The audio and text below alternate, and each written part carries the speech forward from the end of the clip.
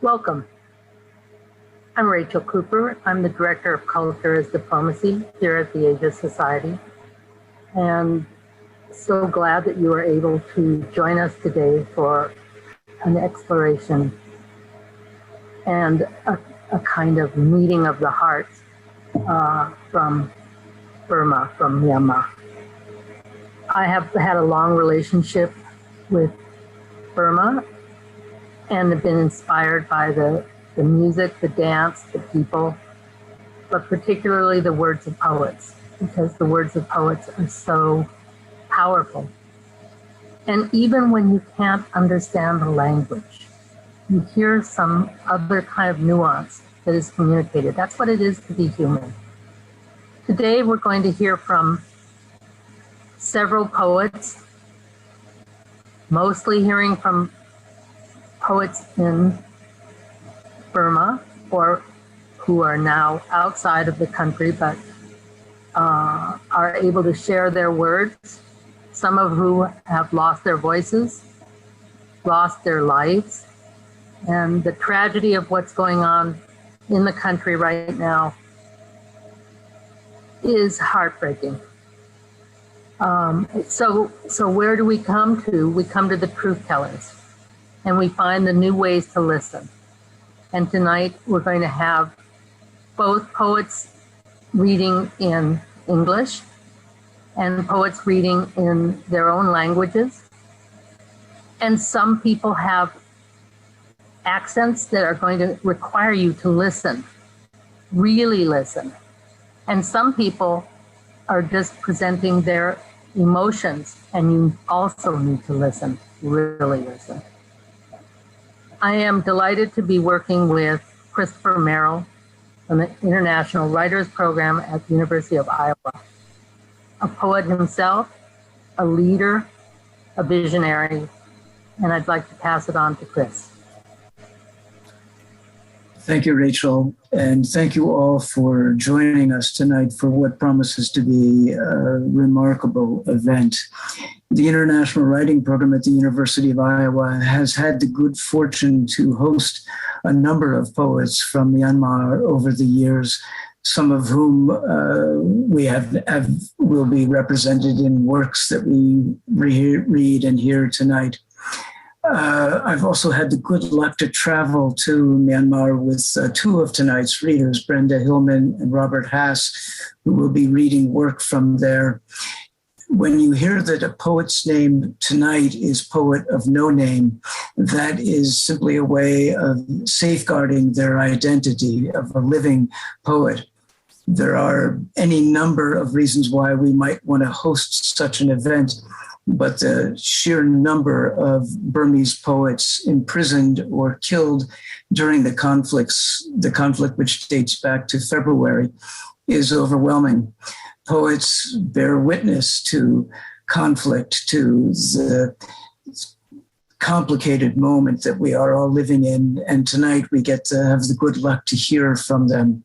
Your MC for the evening is himself a poet, Kenneth Wong, who was born in Burma and now teaches Burmese at the University of California at Burma. He is the author as well of a book titled A Prayer for Burma, which came out from Santa Monica Press in 2003. And it's my good fortune to turn the events over to Kenneth, who has made this evening such an important and timely event. Thank you, Kenneth. Thank you very much, Rachel. Thank you very much, Chris. It's an honor for me to be facilitating this event. The lion's share of the work was done by the two of you and the translator Ko Thett, who collected and recruited all the readers here, so I appreciate it. Indeed, the poets are truth tellers. We call this event Poets of No Name, but really these so-called poets of no names, in my view, have literary styles and poetic tones and voices that are so strong, so distinct, that even in English translation, I suspect that they remain partially recognizable to the fans of Burmese poetry who know how to listen carefully for the clues. Some of you have had the good fortune to meet in flesh and blood the authors of the works that you'll be reading today. I should say that we're not hiding their name out of fear. We do so to empower them to keep telling the truth about what's happening to their fellow countrymen and to their homeland, to keep an accounting of the injustice for the day of reckoning.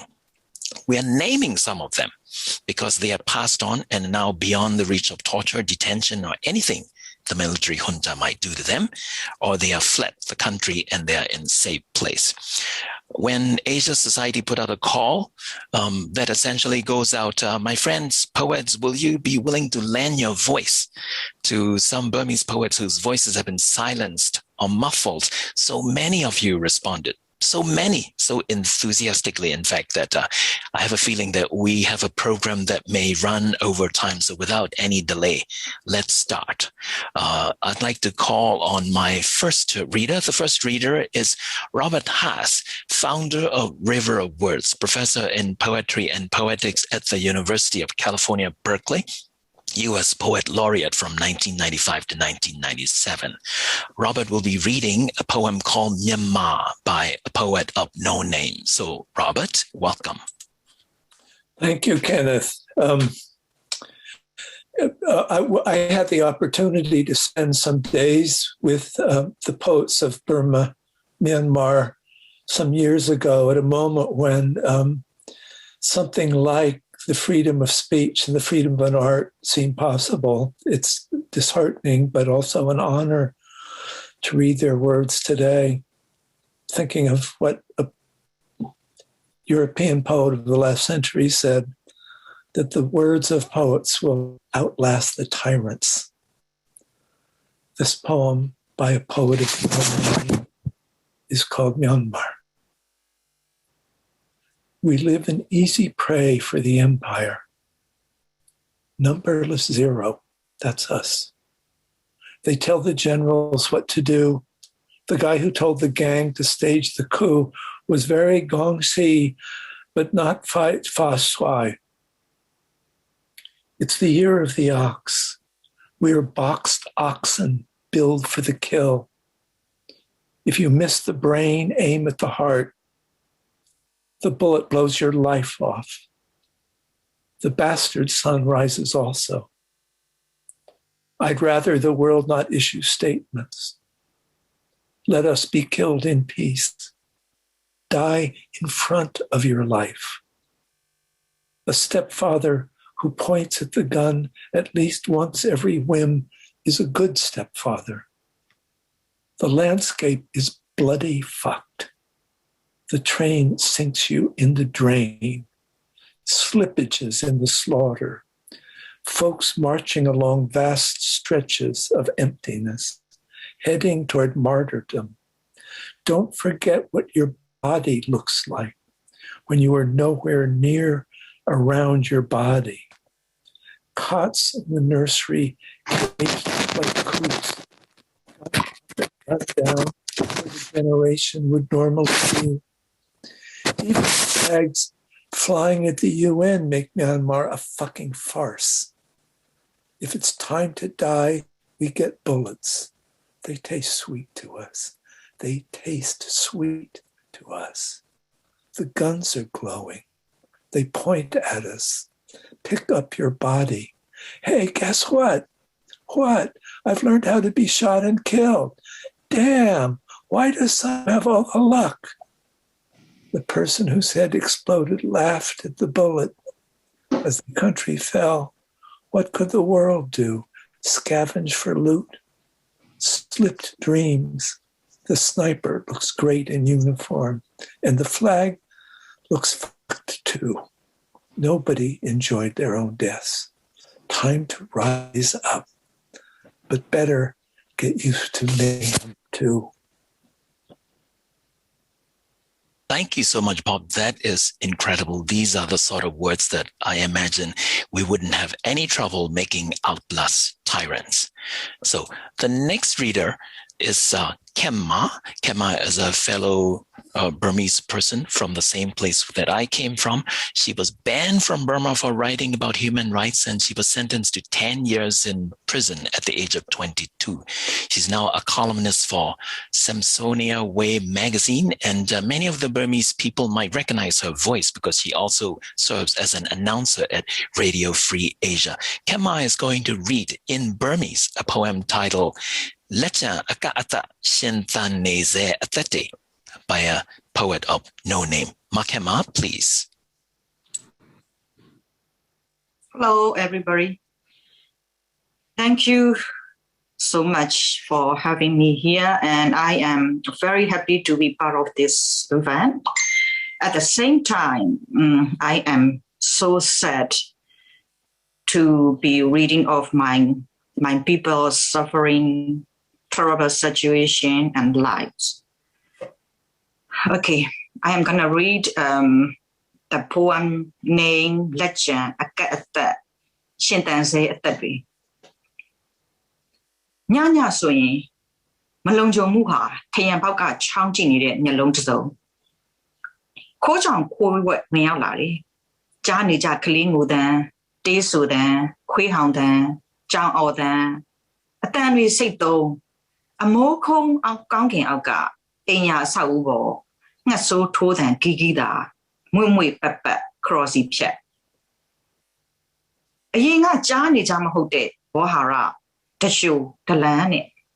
Napu ma sa kat ma tha de yan tu ha nga ro ye nga ma ni kat. Lu je tait mi rwe mait so ta tait tait ngyin sait ne se. Yak kwat twဲwin la de sit phanat tan ne atu.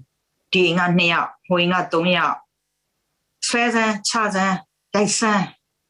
အသားတွေကလောက်ထွက်တဲ့ဒလန်ရဲ့လက်ညှိုးအောက်မှာရက်ကွက်သားတွေခွေးဆွဲခံရအမောင်တွေကကြည်စံဟာပြစ်ချင်ရပြစ်ထိချင်ရထိမြင်းမြင်းသမျှရိုက်မောင်းခွဲချီကဘာမြေတနေရာမှာအချမ်းရိုင်းဆုံးစုံဝင်တဲ့ရဲ့ညင်ဥယျာဉ်အော်ပရာနောက်တစ်နေ့မိုးတောက်တဲ့အခါရက်ကွက်လက်ကျန်မိန်းမတစုဟာအမှန်တရားကိုတက်တည်ပြုဖို့လမ်းမပေါ်တက်သွားကြပြီသူတို့နှုတ်တွေဖွင့်ထုတ်ကြအောင်မယ်သူတို့လက်တွေဆန့်တန်းကြအောင်မယ်သွေးဆုံးနေတဲ့ပီတရာပေါ်မှာအသက်ဆွန့်သွားတဲ့သူတို့ရဲ့သားတွေအတွက်လင်းတွေအတွက်သူတို့ရဲ့အသက်ကိုအပေါင်ထားကြလေအောင်မယ်ည8 နာရီထိုးရင်တော့လက်ချံအကက်အသက်အင်အားလေးနဲ့အိမ်ရှိအိုးခတ်တွေကိုညှိုးညံမြေဟင်းအောင်တီးခတ်ကြလေအောင်မယ်နောက်တစ်ချိန်စစ်ဖက်နဲ့တန်တဲ့ဒလန်ရဲ့လက်ညှိုးထက်ရောက်မလာခင်အချိန်ထိပေါ့ Thank you.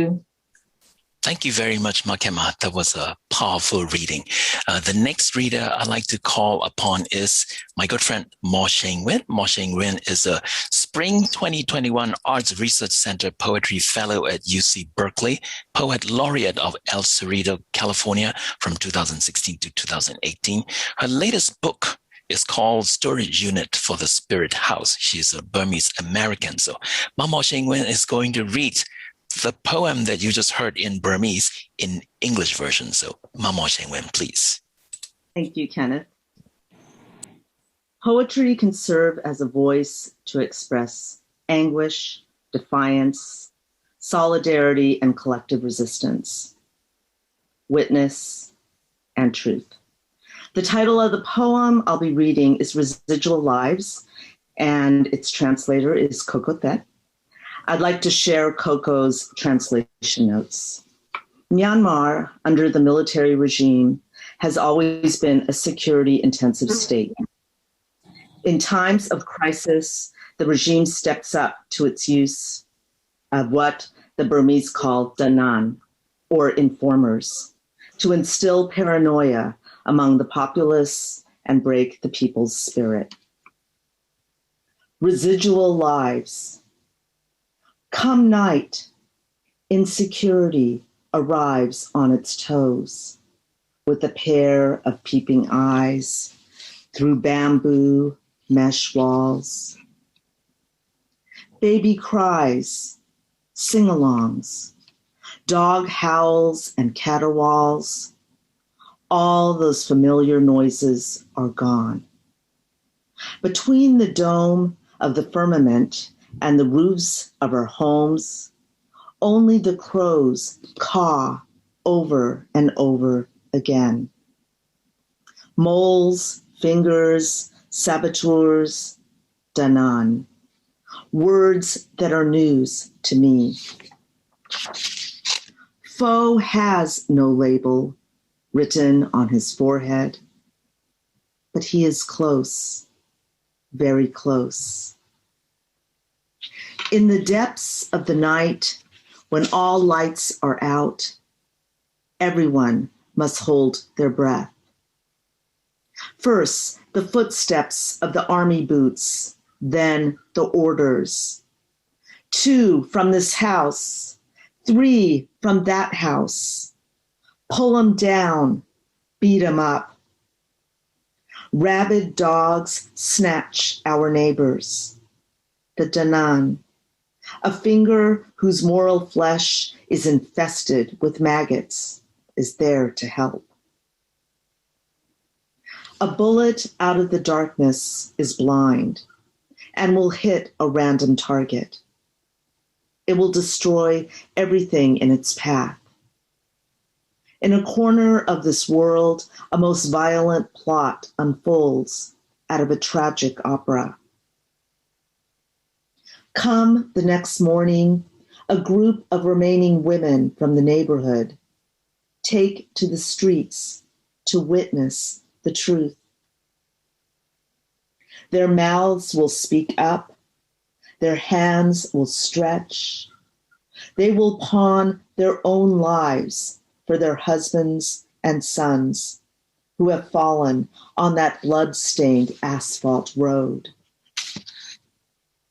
By 8 p.m., with their residual voices, they will bang pots and pans in protest until they hear the footsteps and the finger again. Thank you. Thank you very much. Thank you very much for providing this English version that is that in tone and in style and atmosphere matches the original.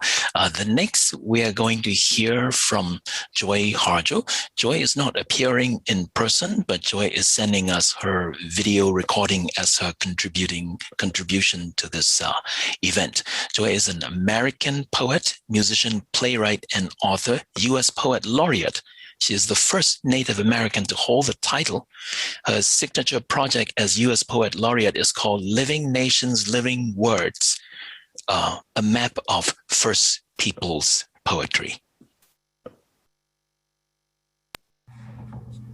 My name is Joy Harjo.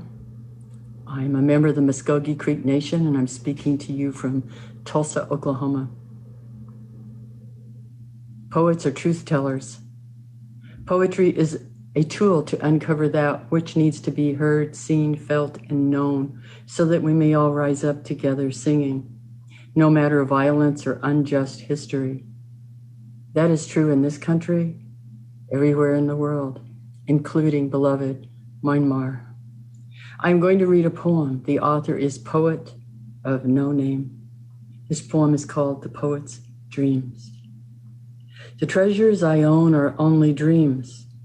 Although I have no diamonds, gold, or jewelry, no influence or power, I am neither poor nor empty-handed.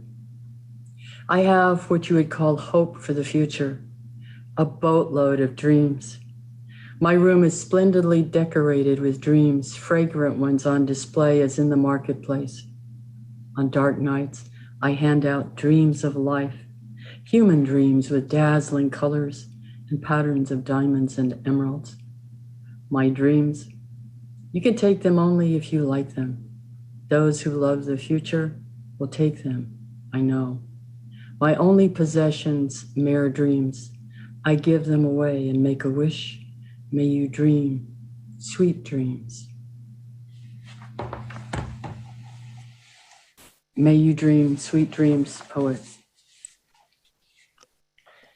And I'll close with my poem, This Morning I Pray for My Enemies. This morning I pray for my enemies. And whom do I call my enemy? An enemy must be worthy of engagement. I turn in the direction of the sun and keep walking. It's the heart that asks the question, not my furious mind. The heart is a smaller cousin of the sun. It sees and knows everything. It hears the gnashing even as it hears the blessing. The door to the mind should only open from the heart. An enemy who gets in risks the danger of becoming a friend. Wow, that's incredible. Okay, the next reader that I'm calling on is Chaw. Chaw is a painter, a conceptual artist, the recipient of the Elizabeth J. McCormick and Jerome Aaron Fellowship in connection with the Asian Cultural Council in New York. We are so fortunate that today, Chaw, for a brief moment, chooses to put down her painter's brushes and lend us her voice to give two poets of no name two voices. She's going to be reading English translations of two different poets, and the title of these poems are Superfluities and Spirit by two different poets. Chaw, Thank you so much for having me. This is a great opportunity to honor my fallen heroes, poets, and who are also fighting our revolution. The first poem I'm going to read is Superfluity. We need to pull back? Are you talking about my skin? The way you grind your teeth tells me you don't know. The differences between shoulder and shoulder board. In many forms of my human life, I have eaten a lot of feet, fits, and fox. You should put an antidote in your poem. You say you must have been on ether to repress memory. Now you are blaming your age. Behind me, there is no dagger. There's just a door. When you leave, take your road with you. Thank you. And the second poem is The Spirit. I sleep with the spirit on my forehead. Like a talisman, I would leave it at a high place before I visit the loo. The spirit gets stopped and frisked in the house, on the bus, and on the motorcycle. It gets stopped and frisked anywhere, anytime. Fallen heroes may be lifeless. They are not spiritless. Their spirit is tattooed on our skin. When burned alive, the spirit sizzled and pops like the flesh. Like gemstones, the spirit outshines. The barricades bomb bloods. The spirit body is the spirit. The spirit breath is the spirit. The spirit flag is the spirit. Thank you. Thank you so much, Chaw. Thank you so much.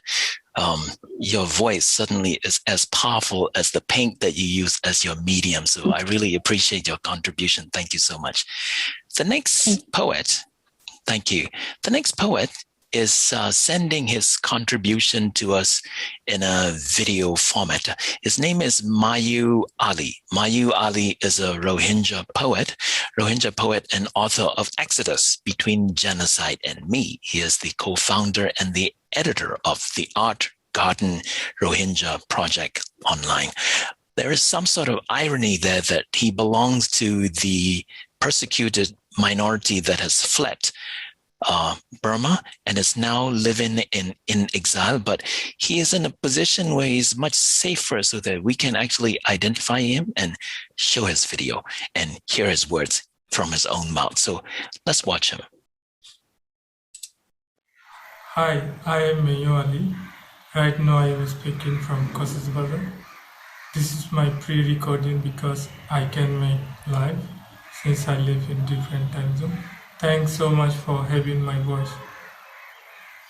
I am a Rohingya poet and human rights activist. In 2019, I published my debut poetry collection called Exodus, Between Genocide and Me, and it's available on Amazon. I am the co-founder and editor at the Art Garden Rohingya. It's a Rohingya community-based online platform where we have been documenting and reviving Rohingya culture, literature, and art. Today is such an honor for me to represent not just a Rohingya, but just as a Burmese. It's heartbreaking to watch what's happening in Myanmar. From refugee camp, I watched how my fellow Burmese poets are being jailed or murdered. My heart aches. My sincere tribute to all those fallen heroes, and my hats off to all those who still stand firmly at the heart of the Spring Revolution. Well, today I chose 2 poems to read today. The first one is in Burmese, and that is recently published in New Narrative. And the last one is in English. Here the first one goes.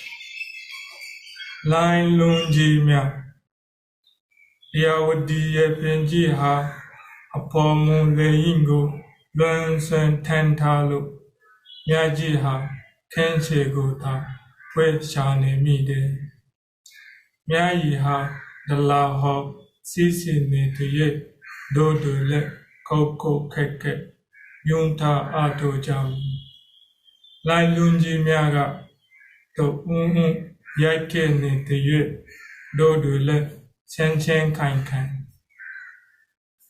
Tacho Po Tun Jami Daha Yung Kan Lochamu Tadia Laye Nidembele Mimape Tapen Ni E Chenta Zepo Tengin Chue Nado Mi Tapen Piense Kating Naimpo Babe. So this is my second poem. Bleeding Pen. I write a poem on a skulls. I write a poem on a skulls, on bones, and on teeth. I write a poem in tears, in blood, and in dying breaths. My pen is bleeding, metaphors are mourning, but I will keep on writing. One day I shall write a new poem in heroism, in victory, in freedom. Thank you so much.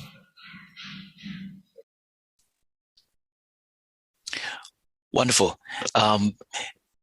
Mayyu Ali, after sending his video to me, very quickly sent follow-up apology saying that he misunderstood my request and he only sent one of the poem in Burmese and read it only in Burmese. He failed to include the English translation, so it'll be up to me to go ahead and provide that English translation to you. I happen to have the text, which is a translation that is already done, so I'll read it. This is the poem called The Waves that you heard in Burmese earlier in his video, and this is the English version. The Waves. The water of the Irrawaddy is longing for its companion, the breeze. The river is searching for the shore. As long as its currents are flowing, we'll keep clutching clawing and striving. As long as the waves are roaring, we'll keep rising, growing stronger. This is the beginning of the third wave of struggle to recover Myanmar's peace, to save our golden land once more. So that was the English version of Mayyu Ali's poem called The Wave. Now we are going to hear a protest song. In protest events in Burma, usually people sing a lot of songs that have become almost unofficial anthems of the movement. And the protest songs also encapsulate the energy of Generation Z, the young people who are leading the movement. So this is one of the songs that are associated with the movement. We'll hear it right now.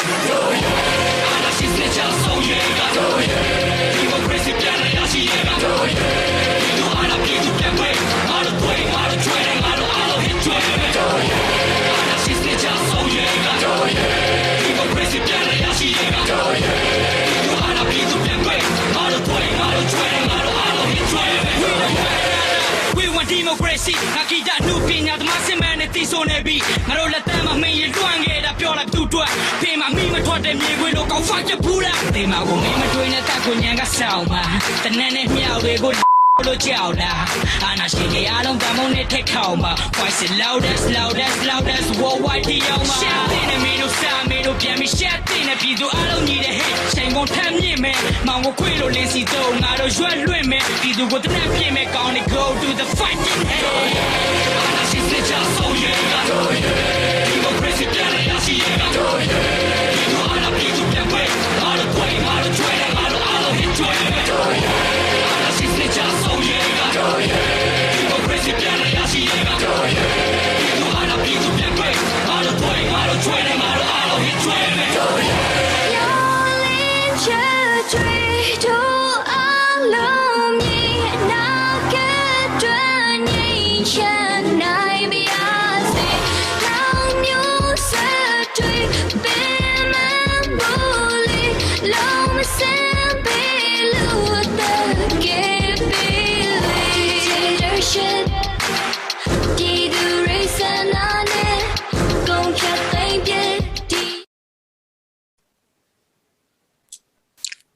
Great, wonderful. The next reader we're fortunate to have with us is Brenda Hillman. Brenda is an American poet and translator. She holds the Olivia Philippi Chair in Poetry at St. Mary's College of California, and her book, Extra Hidden Life Among the Days, was awarded the Northern California Book Award for Poetry. So Brenda, welcome. I don't know, after watching this video, if you feel inspired to recite that poem that you are assigned in rap rhythm or in iambic pentameter, it'll be your choice. Thank you, Kenneth, and thank you so much for organizing this event, and to all of those who have put it together, to all of you who are attending. I want to thank my fellow readers. And as Chris Merrill mentioned, I was fortunate enough to be in Myanmar for at a very hopeful time in 2013.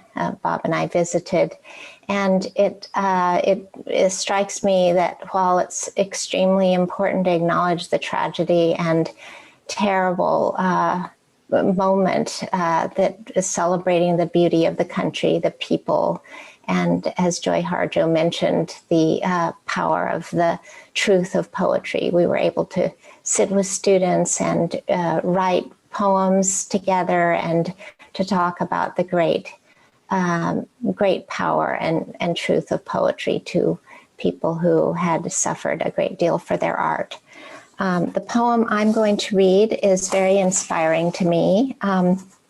In part, what I love about this poem is that it has this sort of energy and intimacy and power of metaphor and a very original voice by a poet of no name. It's called John, I'm Drifting Along the River Burgundy. And I want to apologize if I don't do justice to the Burmese words. I'll do my best. John, they say life is short. What a tall thing the revolution is. Is that normal? Old normal or new normal? Abnormal normal? Over here, there's no more shadows, sundown breeze. All lights are put out before the sunset. We look forward to the sunrise in the east. Shall the sun rise ever again? Radios are making a comeback. Don't you post not so newsworthy virus news? In these troubled times, even lovers make do with gorilla kisses. How youthful their burgundy bloods are. A glass of burgundy red to go with a piece of red meat. By the way, do you still read like ah, ah, ah? There's nothing you dare not do, John. Do you dare die? The world seems to be in a big shock because we dare live. Nursing a sneaking envy for the dead, we learn to distinguish between a sound bomb and a musket. A fart and a wet fart are different too. Have your foe and yourself been divorced? Here's a riddle for you. Not an anyang pue, dot pue, or a feast. What do you call a fiesta that has no fun whatsoever? Don't say sit pue for war or taik pue for battle. Sometimes the pebbles thrown at you from behind hurt more than the bullets in your chest. Aren't American troops being pulled out? The email from Kabul asks. I think your cities haven't seen real war. In Afghanistan, we are used to real war in our 40 years of nonstop sit pue. By the way, do you still read like wah, wah, wah, wah? If there's such a thing as inauthentic war, we'd add that into our bar snacks. Sovereign affairs are as subtle as the colors of chicken eggs, as delightful as mountains of clouds. Oh, in an infinite universe of infinite choices, Kay Zaw's poem goes, we have had to resort to the Dharma. I've convinced myself all of this must be a nightmare. In my nightmare, I was lining up at the ATM and the bank collapsed. I forgot how to run. The river Burgundy turned out to be the river of blood, of poets' blood. Some people sobbed reading poetry.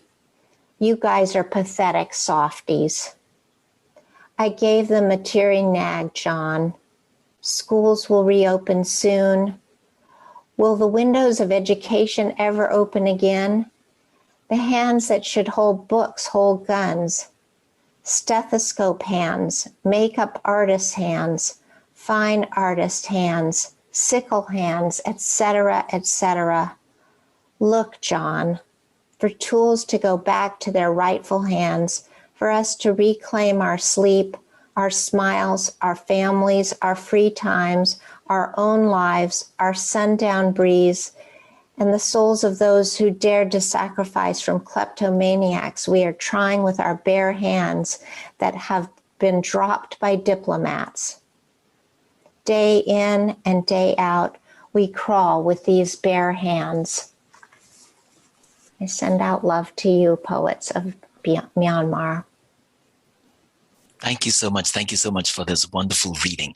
The next contribution comes from Ko Thett, who cannot physically be with us, but he is all over this event because most, if not all, of the English translations that we are reading are actually done single-handedly by him. Ko Thett is a Burmese American poet, a translator. He often likes to quip that he's a poet by choice, Burmese by chance. He's the co-editor of Bones Will Crow anthology. We'll watch a video from him showing him doing part performance, part poetry, but 100% Ko Thett. Let's watch.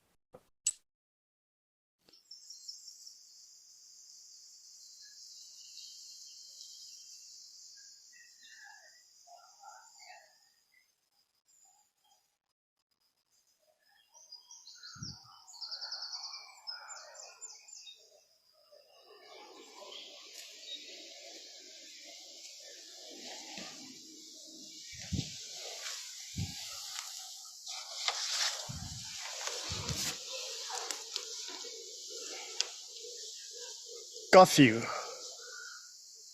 When you came to see me, I was taking a walk out of my nostalgia. That's why I bumped into you in the street. Childhood remains misty. Since you bring it up, I recall that little red ball I kicked up into the sky. When I was a little boy, it still has yet to land back on my lap. You said you'd teach me proper owlhood. You haven't. We were inseparable. We never knew wall weariness. Your hair and mine braided together, our heads back to back. You look to the future, me always at the moment. We didn't have much of a past. We haven't met since that day. That day we saw hundreds of corpses floating on their stomach in Pain Creek. Those shallows we always skipped school for a swim. You were among the dead. Still, I keep an eye out for your visitations. I still don't understand why in our town only fruit trees were whitewashed. Defying curfew is not the same as defying martial law, you said. I disagreed. These days, I hardly go out anyway. Even now, here I am, just to check the empty streets, to see if the poison bulbs I planted in the potholes the other night have blossomed.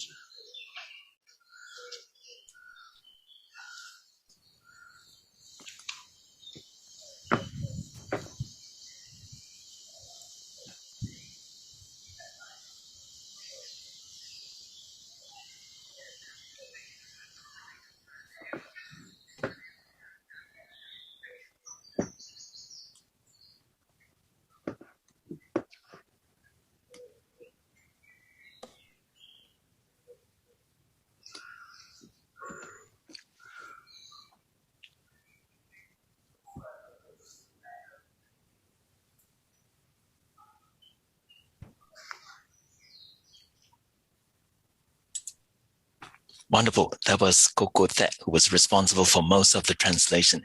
The next reader we are so fortunate to have with us is Rafael Jesús González.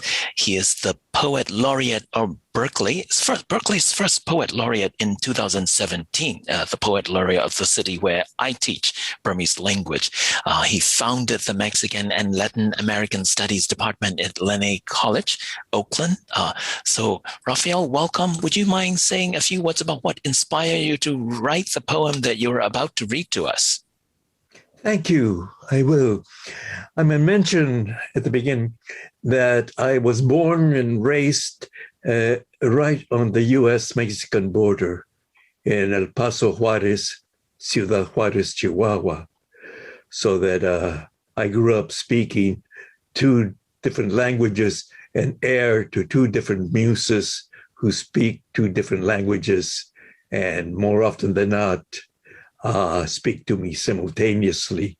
So almost all my work is written in the two tongues, Spanish and English. Growing up on the border as I did made me disbelieve in borders. I don't believe in borders. I think the earth's a seamless whole. And that when my fellow poets are silenced in their speaking for freedom and for justice and for love, it is my people that are being mowed down. Consider myself a citizen of the world. And wherever injustice is and wherever my fellow poets are silenced, it is a wound to me personally. Luna para poetas asesinados.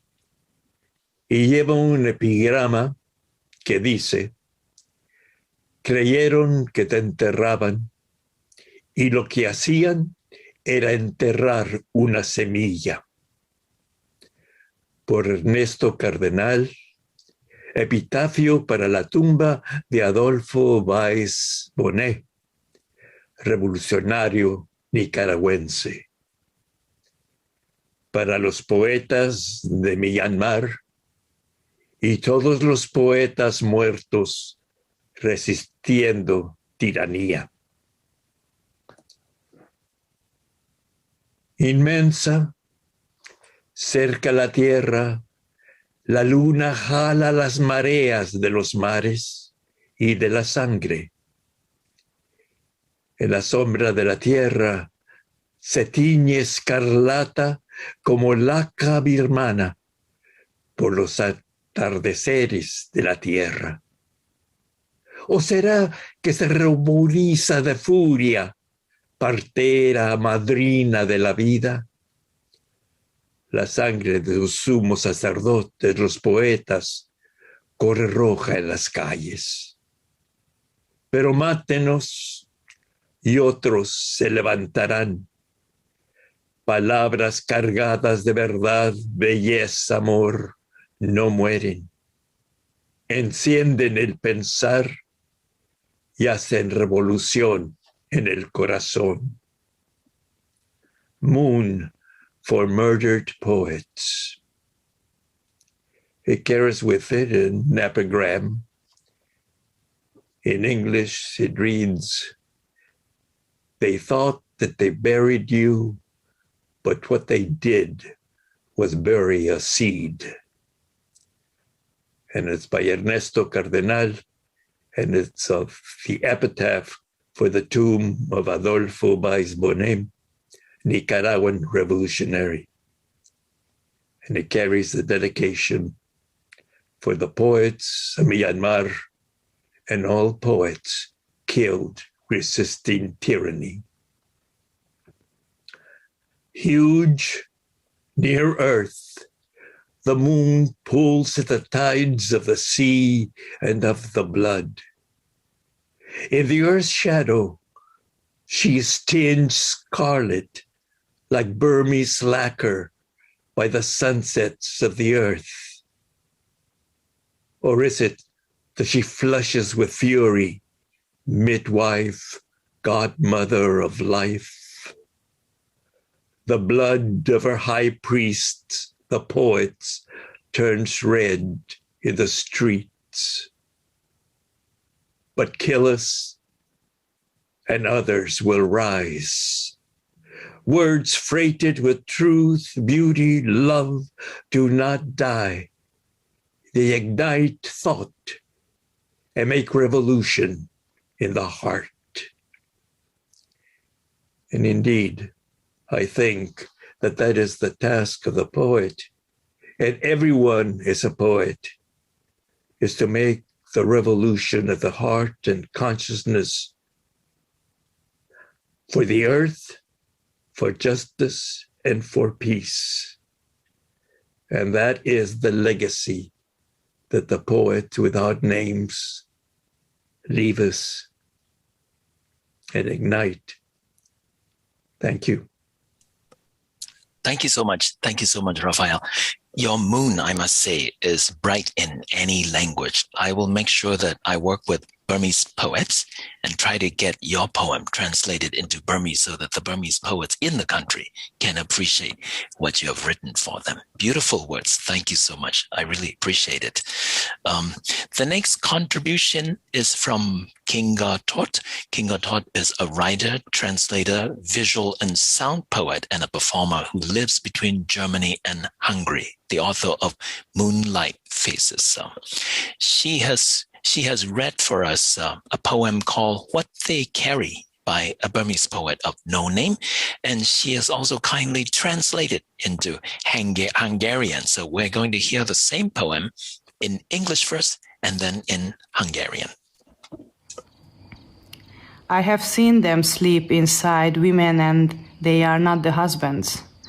Seen them doing surgeries on men and they are not surgeons. Seen them burying children in the riverbed and they are not the parents.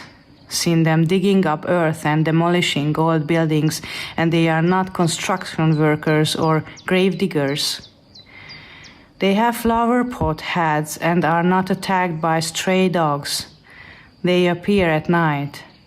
They appear during the day. They do stuff in shifts.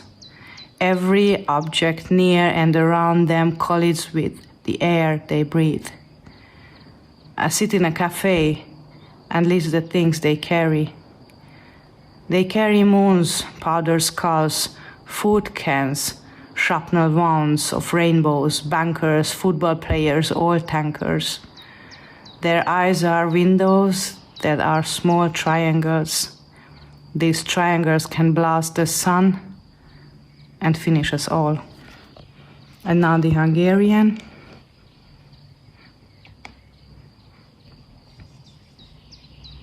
Amiket cipelnek. Láttam őket nőkben hálni, és nem a férjek voltak. Láttam őket műteni, és nem a sebészek voltak. Láttam őket folyómederben gyermekeket égetni, és nem a szülők voltak. Láttam őket földet túrni, régi épületeket rombolni, és nem az építők, és nem a sírások voltak. Virágcserép fejük van, és nem támadnak rájuk a kóborkutyák. Éjjel jönnek elő, napközben jönnek elő. Műszakban végzik a dolguk. Közelükben, körülöttük minden tárgy ütközik a levegővel, amit szívnak. Egy kávézóban ülök, és felírom a tárgyakat, amiket cipelnek. Cipelik a holdjait, boros koponyáit, ételhordóit, repeszütötte sebeit. A szivárványoknak, bankároknak, focistáknak, tankhajóknak. A szemeik ablakok, kis háromszögek. Felrobbantják a napot, és végeznek velünk. Hello, my name is Shemoelof, and I'm a Berlin-based writer. I was born in Israel. My mother was born in Baghdad. And so I'm kind of an Arab Jew living in Berlin.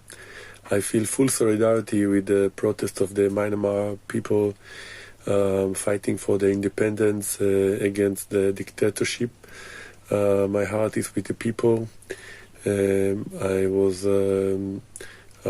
really sad to see all this news from Myanmar about the dictatorship that took the government and fights the people with power of guns. And I truly believe that in the end the people will win, because you cannot control people with guns, like other struggles. From Palestine to China, I believe in the power of people to regain their control, and for freedom of speech and other liberties. So I said I will read this poem and pray for full control of people in Myanmar and the fall of the dictatorship. Father takes the streets in his own guild. Big daughter takes to the street in her own gang. By 8 in the afternoon, 2 little daughters will bang pots and pans in protest. For protection, mother recites verses from the Parita and goes online to spread the news. When they hear injustice, the whole family will curse at the dictator in one voice. That's another wonderful contribution. We thank Kinga for her contribution and her well wishes. Thank you very much, Kinga. The next reader is actually one of the organizers of this event, and I'm thankful to him because he brought me on board so that I can be part of this wonderful event. Is Professor Christopher Merrill, American poet, essayist, journalist, and translator, and the director of the International Writing Program at the University of Iowa, where he met many of the Burmese poets whose works we have been hearing. He's going to be reading one of the poems by one of my favorite poets, Demo. Demo, people, Burmese poets and Burmese kids who learn to love poetry think of him as the father of contemporary Burmese poetry. And I think he is best known for this short 3-line poem that goes, Sailing leto nelenyobi ngago pyampo jabale. The cigar has shortened, the sun has turned brown. My friends, take me home. But I think Christopher is going to read something that is much longer than 3 lines. So Christopher, the floor is yours. Thank you, Kenneth. It was my great privilege to work with native speakers of Burmese to translate some poems by Tin Mo. And I always kept in mind this line of his. He said that poetry is my breath, poems are my bread.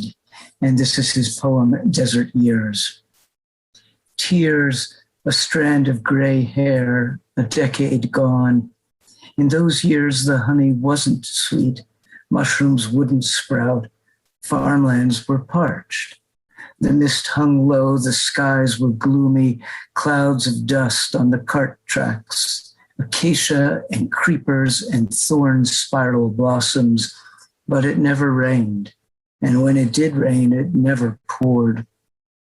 At the village front monastery, no bells rang, no music for the ear, no novice monks, no voices reading aloud, only the old servant with a shaved head sprawled among the posts. And the earth, like fruit too shy to emerge without fruit, in shame and sorrow, glances at me. When will the tears change and the bells ring sweet? Thank you. Wonderful. Thank you so much, Christopher. You could definitely feel Utemo's sense of longing for his homeland as he immigrated here to the U.S. after being persecuted by the previous military regime. The next contribution we have came in the form of audio recording only, and it's by Elfriede Jelinek, and she is the recipient of the 2004 Nobel Prize for Literature, and she's an Austrian poet, playwright, and novelist. We will be hearing from her in audio recording. What a bummer by Ketthi. We can name Ketthi because unfortunately he is one of those poets who have passed on.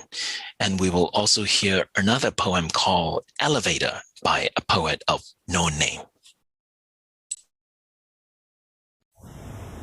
What a bummer. Here's the update. The government that deserves a lot of F words is voted out.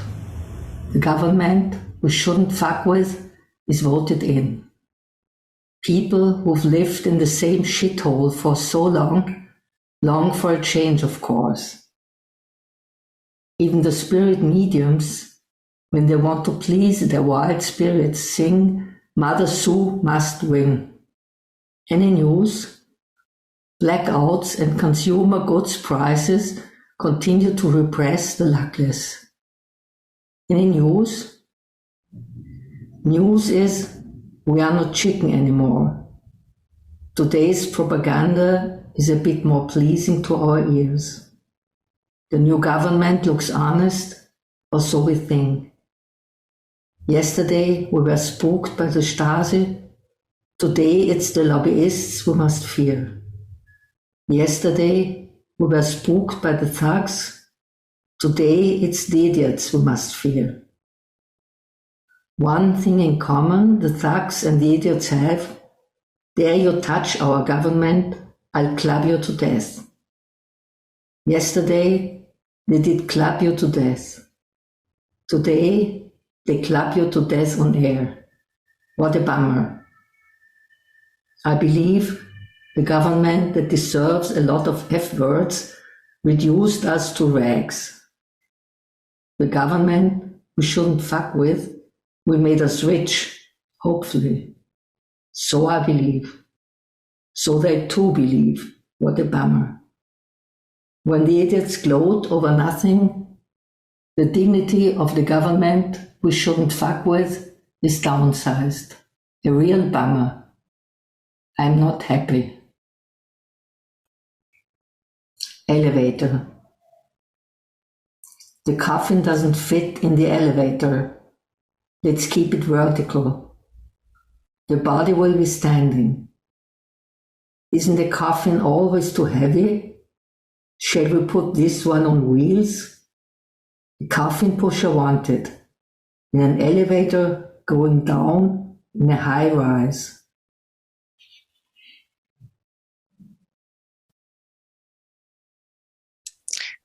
Wonderful contribution. Thank you very much. The next reader we're fortunate to have is David St. John. David is the author of 11 collections of poetry, including one that is called The Study for the World's Body, published in 1994, which was nominated for the National Book Award. David is also the co-editor of American Hybrid, a northern anthology of new poetry. David will be reading a poem called A Letter from a Jail Cell by Kay Za Win. Now, we can name Kay Za Win because, unfortunately, Kay Za Win was one of the poets who were killed in a protest in a place called Mong Yua. So, David, welcome. Would you please lend your voice to Kay Za Win? Thank you, Kenneth.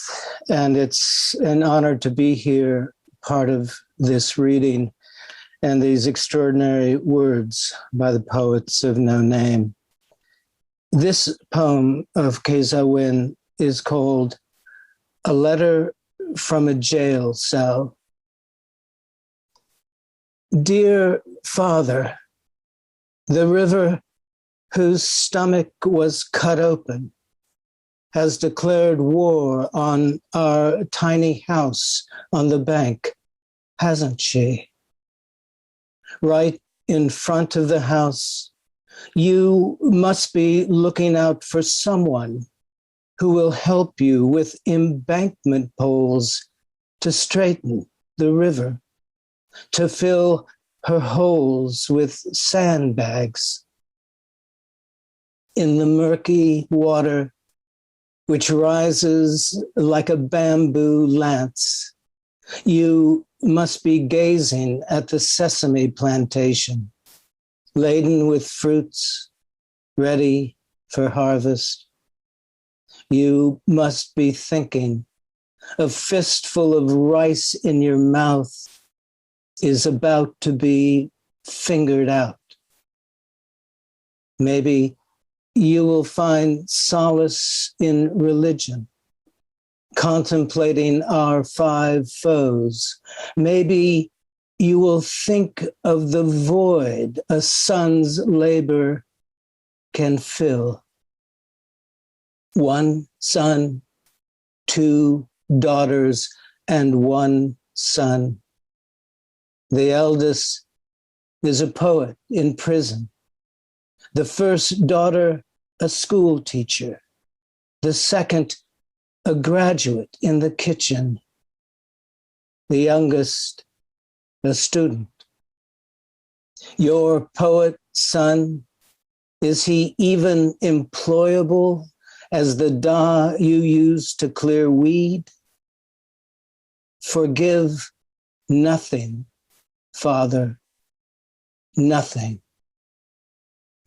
Son, Fo-chan, why do I hear noises behind you? You asked on the phone. I am at the bus stop to post a manuscript to a journal, I lied. From your liar's son in the dock to thugs who sweeten you with the tips of their tongues, to our benefactor peasants, because they want to have you from behind. Hate them all, Father. Hate them all. A thief is unarmed. A thug is armed to the teeth. If thieves are ungovernable, if thugs are ungovernable, what's the point of government? Whatever happens to the jungles, whatever happens to the mountains, whatever happens to the rivers, they don't care. They love the country just the way they love to grate a coconut from the inside out for coconut milk. Plinth by plinth, to make their throne taller, they will point their guns at the urna on the Lord Buddha's forehead. Their class is that crass. To cuss at that class, if your religion forbids you, allow me to lose that religion. I will turn the air blue on your behalf. Maybe you don't know yet. Your son was set up for demanding the so-called police not to harm ordinary citizens. Someday, your son, who is not a thief nor a thug, will become employable, good as your da that clears weed. For now, Father, keep gazing at the plantation you'd plowed with your naked shoulders. Keep singing the anthem of the peasant union. Yours ever, Keza Win, Cell 1, Section 10, Teyawadi Prison. Thank you so much, David. Thank you. What a powerful way to read this poem. And I think that last factual bit of location information about where he wrote that poem make the poem even more poignant. The next reader that we are fortunate to have with us is Esther Deshret, and I'm sorry I'm mispronouncing your name, Esther. Esther is the poet novelist, essayist, stage and radio dramatist, a fellow at the Moses Middleshawn Center for European and Jewish Studies, and has lectured widely in the United States. Esther will be reading a poem called Whole by a poet of no name. While you're listening to this poem, I think the imagery will make more sense if you realize that this is a poem that was dedicated to a 14-year-old girl called Pai Piu, who was killed by a bullet that came through a bamboo wall of a house in Mektila. Many of those stories, unfortunately, happen after the coup. So Esther, the floor is yours. Yeah, thank you very much. Unfortunately, you mixed up the poems. I'm reading another one. It's a poem called There Are Cities in His Scraps. Oh, by all means. Yes, good one. But I provided a statement before that, and it's a sort of dialogue with the other one. My dear, my beloved peoples of Myanmar, I wish I could bring you a glass of water, or I could have a cup of tea or coffee with you.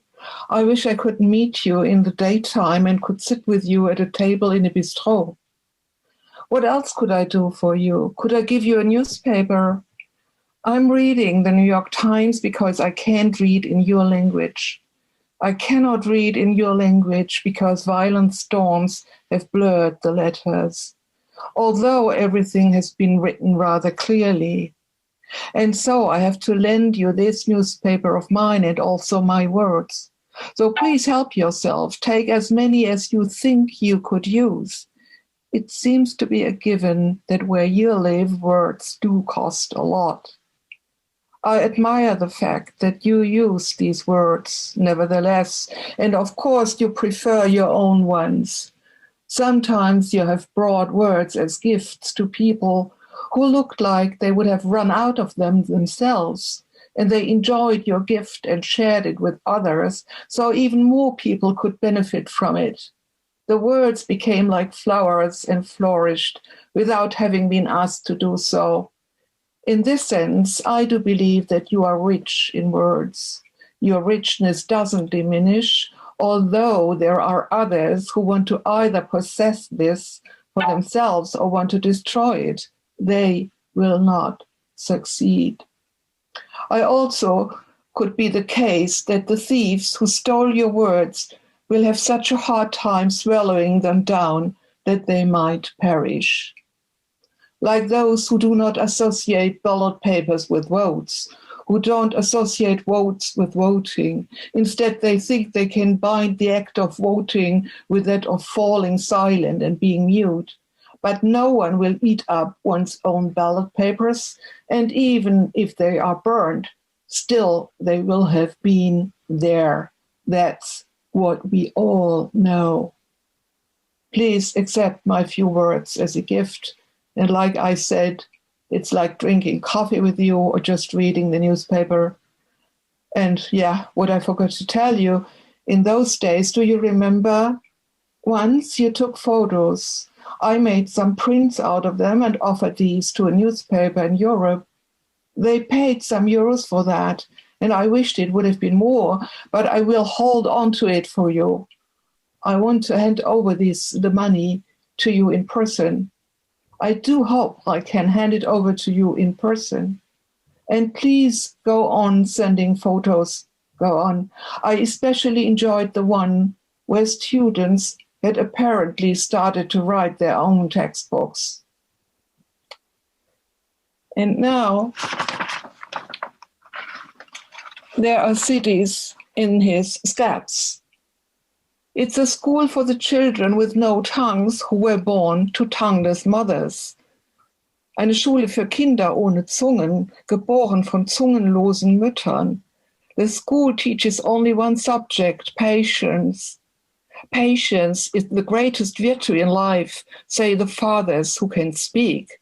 Geduld ist die größte Tugend, sagen die Priester, die sprechen können. If the children want to express their feelings to their fathers, they must speak through birds given to them on the first day of school. Können Sie sich das vorstellen? Sie müssen über Vögel mit den Vätern sprechen.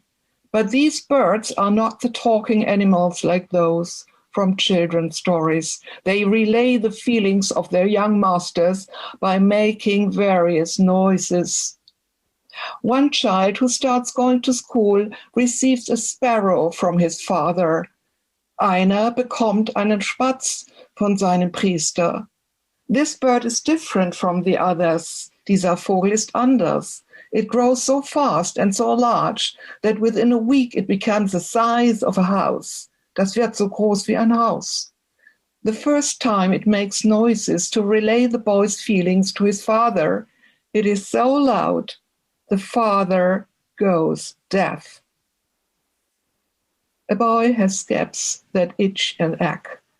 There are cities in his scabs, cities filled with people, supermarkets, pets, automobiles. The boy's mother lives there. Every day she goes around looking for him, shouting his name, but she will never find him. A madman builds a town in his head, and a boy goes to school in that town. The boy, who has blinking fairy lights for eyes and an exhaust pipe emitting pink smoke for a mouth, meets a girl and falls for her instantly. Hat sich verliebt.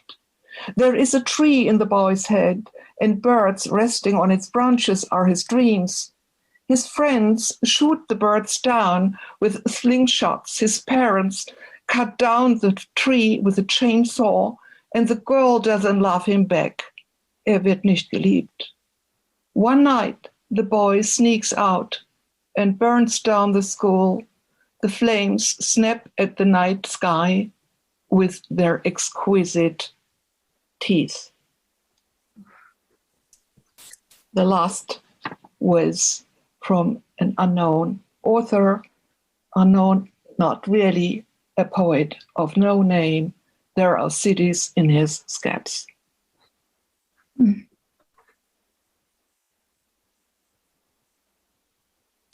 Thank you. Thank you so much for your contribution, Esther. I really appreciate it. And also, thank you so much for your help in getting some of the video contributions from your friends. They make this event so much richer. Thank you so much. The next, I give it back to you. Thank you. No, it's the least we can do. Thank you so much. It's so great to feel this sense of solidarity from the international poets. The next reader we are fortunate to have, Maridel Rubinstein, and she founded her Santa Fe studio in 1975, and she evolved from photographer of a single photographic images to environmental artist, has received fellowship from the Guggenheim Foundation and the Bunting Institute, awards from the National Endowment of the Arts, Paulek, Krasna, and Rockefeller Foundations, among others.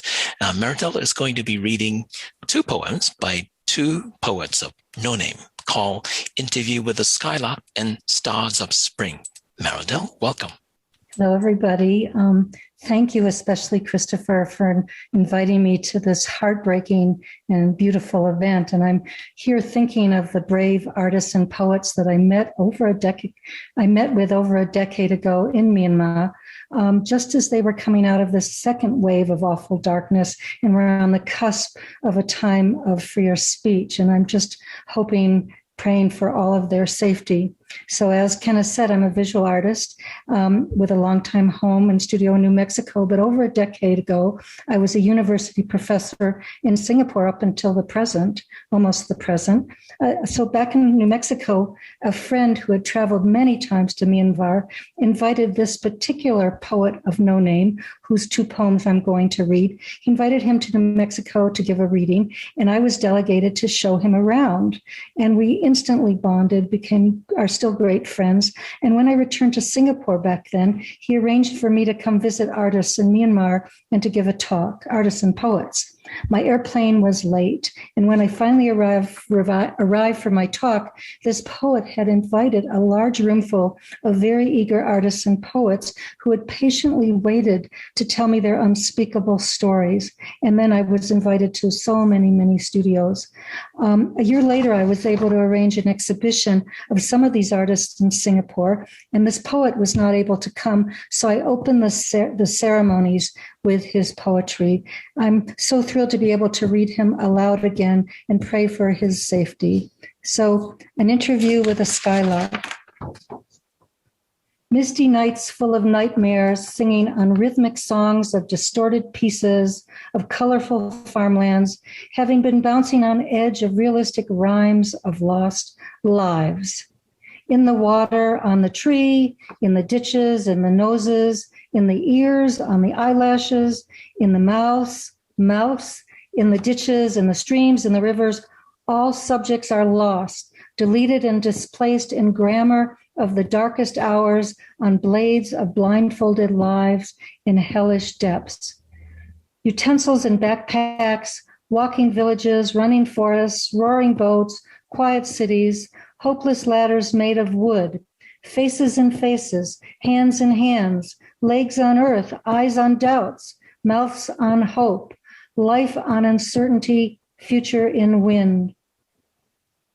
Future on wings of distilled and deconstructed resilience, still alive, breathe, tunneling into waves of striving humanity, even in reality of post-truth conditions of chaotic openings on protruded images from events and beings in action, is clearly portrayed in poetry of evidence. Put this poem in the room painted white, together with a Burmese xylophone for 100 years, and then open the room, read it, play xylophone, and then sing this poem for the past. Butterflies on your eyelashes, frog on leaf of grass, ways. Poem number 1 by Poet of No Name. And if I'm allowed a second one, he uses a lot of words, a lot of repetitions, and he told me to say them very quickly, okay, because he knows how long they are. Okay, so this is called Stars of Spring. A, no awareness of marginality.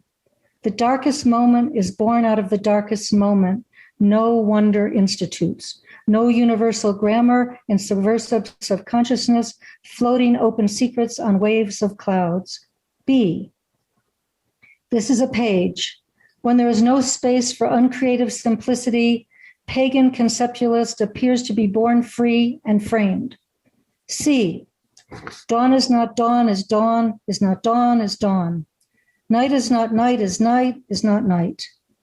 Afternoon is not afternoon is afternoon. Morning is not morning, is morning, is not morning. Hope is not hope, is hope. Future is not future, is future. Breaths are not breaths, are breaths. D, poetry is not poetry, is poetry is not poetry, is impossibility of resilience, is not resilience, is poetry, is resilience. Poetry is water, it's not poetry, is not water, is not river, is poetry is flowing. Poetry is universal values of humanity, lost humanity. E, under the same colorful sky, we all are brothers and sisters in poetry of death and life. F, children are looking up at the blue sky. Dreams of them are moving clouds, deformed and deconstructed, and mesmerized by nature and culture and dynamic speeds of the Anthropocene. However, the Q can still touch the natural sun rays, beams of noble silence. Poet of No Name. Thank you so much. Thank you so much for giving these poets your voice. Now, I'd like to call back Christopher to read another poem, the poem called My History Is Not Mine by a poet of no name. So, Chris, the floor is yours. Thank you, Kenneth. My history is not mine. I can say this unreservedly. It wasn't me who wrote my history. 11 out of 10 people don't know me. Historians have no idea about my history written by historians. I have no souvenir whatsoever for sale. PhD scholars, journalists, they might have written my history, but I don't remember it. No stone inscription, no tomb, no bone, not even ash. I have not written my history. They have written it for me, these academics. They have written their own versions. What they have written were mythologies sprinkled with gold dust. How many sprinkles did I amount to in there? I wasn't aware of the death pit. They have written even my own death, amid deaths and deader deaths. I was almost death untitled, a crippled death. Even the death wasn't genuine. Even in death, I was exiled. They did not fully write my supporting documents. Even in death, I did not have a residence permit. They have written my death. They have written my death in air. They have written my death in water. I read it again, my own history, misspellings, missed grammar. I don't even know how to pronounce the word vocabulary. They have written my history. Then they have airbrushed me from history. My history has just begun. I am going to write my own history. And that's what this evening's event is all about, poets writing their own history in Myanmar. Thank you. Wonderful, Chris. Thank you so much. I happen to know personally this poet of no name. He was my teacher in university, and I am confident that he has secured his place in Burmese contemporary poetry. The next contribution comes from Preti Taneja. She is Desmond Elliot Prize winner in 2018 and a lecturer in creative writing at the University of Newcastle. So she will be reading a poem called A Letter from a Caveman by the late poet Kathy. So this is Preti. My name is Preti Taneja. I'm a British Indian writer, speaking from England, speaking from the Imperial Centre in the voice of an other, for others, with others. I'm a writer of the diaspora, the result of infinite partitions, speaking in solidarity with the poets of that also place they called Burma, Myanmar, also of infinite partitions, once colonized place, divided from what was once undivided India before my parents were born. Independence which gave rise to military repression and gave rise to mass resistance. The poets assemble. It's easy to debate from safety whether poetry matters until you read these poets, until you hear their voices, the power of translation across borders, their courage in spite of silencing. I'm here to say only their words, the poets being killed, the poets under threat still writing, to stand in protest with them, the violence they are subject to, that Rohingya people are suffering, extermination, death. Incarcerated poets, your words will survive all of us. Myanmar poets, it's an honor to read your work, to share it now. I'm going to read a poem called A Letter from a Caveman for Ko Thett. Exhausted with a front crawl across hell, I hitched a speedboat ride. I had no idea my short cuttism would sink me even faster. I patted my lap. I shot up in the air. I need the firmament. I thought I was fab. I had no idea when hubris slapped me in the nape, I would have to hang my head. Even when falling topsy-turvy from a high wire, I blew a kiss to my fans. I was a circus act. I had no idea real friends have to be panned like gold in dukkha. Now I know antidepressants don't really cure the downhearted. You can't put out a fire in your chest by fleeing into an accelerant. In a last-ditch fight with my own shadow, if I can't kill it, I know it will kill me. I dig through the abyss of introspection. I find my body and soul ablaze. If not for metta, I would have been reduced to ashes. Where are you? Where are you? I look for myself, forced to prescribe a meaning to my own existence. Ethic equals empathy is what I've learned. It'll only take a moment. The high wire tends to snap quite often. Just for a moment, I'm still changing the burden cable. I will be back. Heroically, I will be back. Not a hero who will knee the heavens in the groin, a hero who will kneel down and kiss the earth. When we meet again, won't you repress nice seeing you again with your usual sardonic smile? About you, we haven't a tattle. Wonderful. Wonderful, wonderful. The next contribution comes from David Howard. David Howard is a New Zealand poet, writer, and editor. He holds the Robert Burns Fellowship at the University of Otago, the recipient of a number of UNESCO City Literature residencies. David sent us a video recording of him reading a poem called Under the Great Ice Sheet by a poet of no name, followed by 2 shorter pieces. So here's David Howard. Hello, David Howard, from Dunedin, UNESCO City of Literature in New Zealand. On February the 1st this year, the military seized power from the elected representatives of the people of Myanmar. Since then, the New York Times reports over 30 writers have been either killed or imprisoned, and about 1,000 people have suffered immediate consequences, again, either death, injury, imprisonment. The numbers are growing daily. What can writers do about this? Well, we can do what we always do. We send language out into the world where it properly belongs, where it came from in the first place, where it was made and remade. It was an unlikely candidate for rights of the arts, Stalin, who noted in 1932, "Writers are engineers of human souls. The production of souls is more important than the production of tanks." We can't choose our supporters. From beyond the grave, all I can do is agree. The production of souls is more important than the production of tanks, and it will win out, eventually. I want to share 3 poems from Myanmar with you. Under the Great Ice Sheet. Under the great ice sheet, a great country has been buried alive. Under the great country, a great church where God no longer shelters. Under the great church, the great wars welded together 6 feet under. Under the great wars, a great museum of culture dilapidated and yellowing. Under the great museum, banknotes without currency. Under the banknotes, slaves with protruding bones and sunken eyes.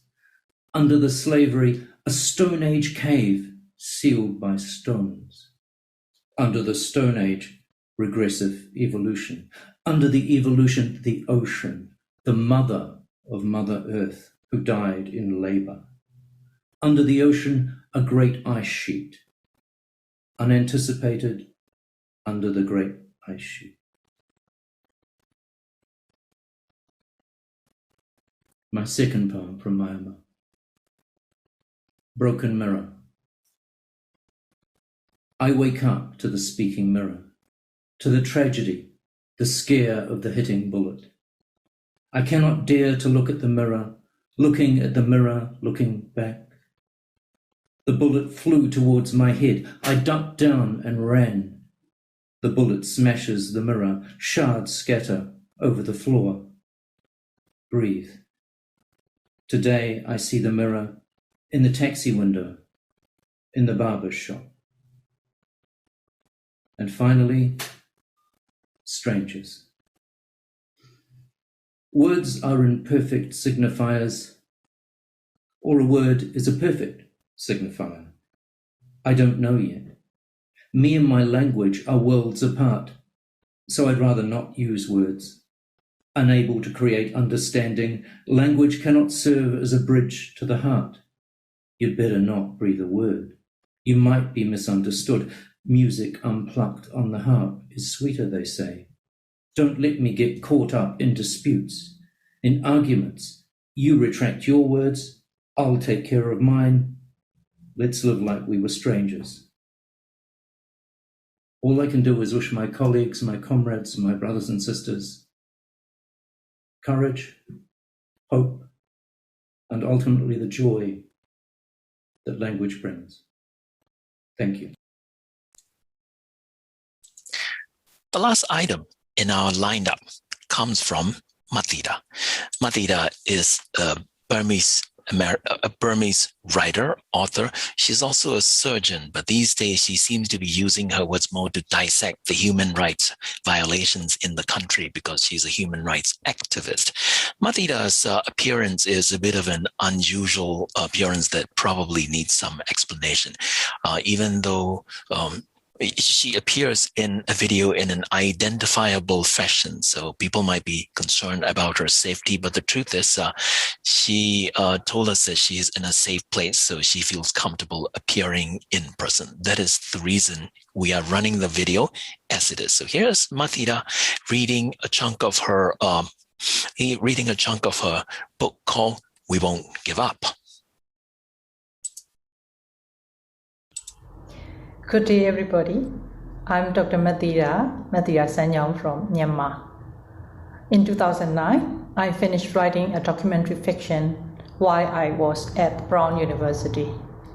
At the end of this book, I have one chapter called Fork in the Road. Since then, I still think our situation of Myanmar, our country, is still at the fork in the road. So here I'm going to read a piece which edited a little bit from this book, the end of the book. And I titled this, We Won't Give Up. Please listen. We are on the road, we are on the march. We know our destination, we know our point of departure. We need to find the path open to our destination. We are on the road, we are on the march. The road has been arduous, our energy drained by climbing, rolling down, falling into traps, jumping obstacles, running on and on. We are on the road, we are on the march. We first thought the road will come to an end if we climbed over the mountains of oppression. We even thought that we would enjoy rolling down its slope into the land of peaceful and colorful landscapes. Instead, it turned out that after the first mountain, there was another mountain.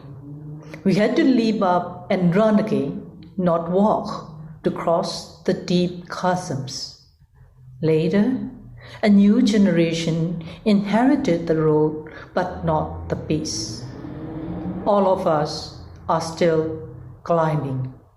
We are on the road, we are on the march. Perhaps we were thinking the best way forward is not by facing the mountain, but by circumventing it or even digging under it. Or maybe we need another strategy altogether. We are on the road, we are on the march. We need to look back at what we have been through. We remember the beginning of the road, Lanza. We remember how we grasped hope when we reached midway, Langkulat. We cannot forget how all hopes turned out to be false, Lanloi. The hardest part was facing the impasse, Lambe. Then we found the way forward again, Lanza. We reach a junction, Lanzo. We are on the road, we are on the march. We keep going, we need to find an open way forward to the land of peaceful and colorful landscapes. We are still at the fork in the road, Langua. We have to choose the right way to the land of peaceful and colorful landscapes. We still have a long way to go. We are on the road. We are on the march. We won't give up. Thank you. Well, ladies and gentlemen, thank you very much for sticking with me. That brings me to the end of my role as moderator. I am going to now turn back the floor over to Chris and Rachel, the organizers. I'm so deeply moved by hearing the voices of the poets and the kind of intimacy that's created in this global community that's been coming together today through words, through emotions, through languages. I'd like to invite Chris Merrill to say a few words, and I'll come back.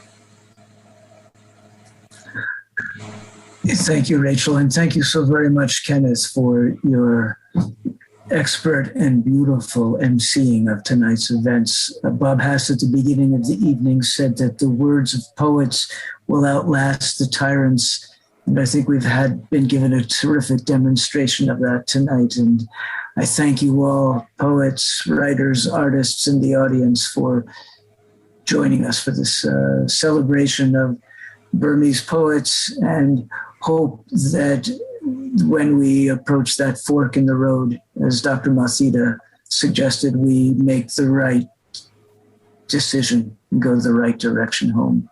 Thank you. Thank you, Chris. Thank you, Kenneth. And let's see all of the readers who are with us now as part of our gallery, because I think we're talking about a poetry communion here.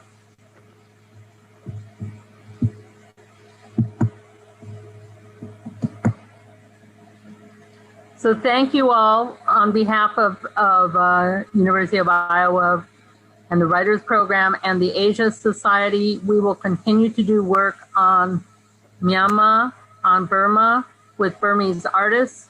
We're planning another program on with artists and culture bearers in a couple months, so please do stay tuned. But right now, I feel like the community of poets has really been strengthened, and what we have the possibility of building together is all the more important. And I think that has been said so many times already, that we remember, we create our history through these words and the sharing of those words. And that's what tonight has really been about. So thank you all.